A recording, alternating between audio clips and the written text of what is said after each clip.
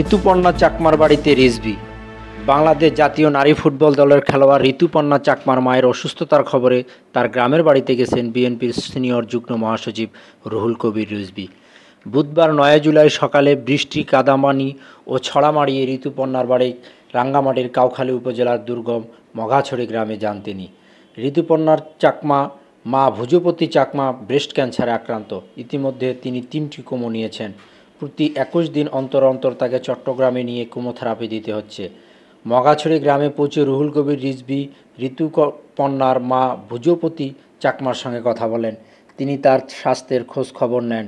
তিনি বিএনপির ভারপ্রাপ্ত চেয়ারম্যান তারেক রহমানের শুভেচ্ছা পৌঁছে দেন ভুজপতি চাকমার কাছে।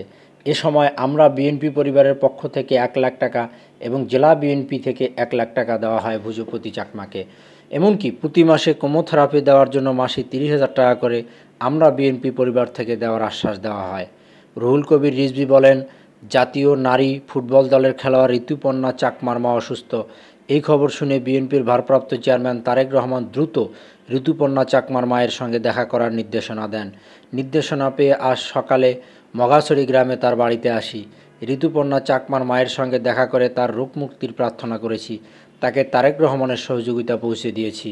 মঘাছড়ি গ্রামে যাওয়া সড়ক নিয়ে বিএনপির এই নেতা বলেন, গত 17 বছর ধরে উন্নয়নের যে বুলি উড়ানো হয়েছে তার প্রমাণ তো আজকে আমরা এখানে এসে দেখতেই পেলাম।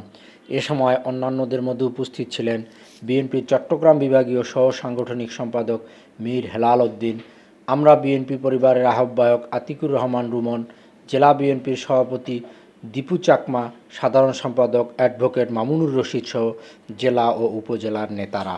News desk 24 বাংলাদেশ.net।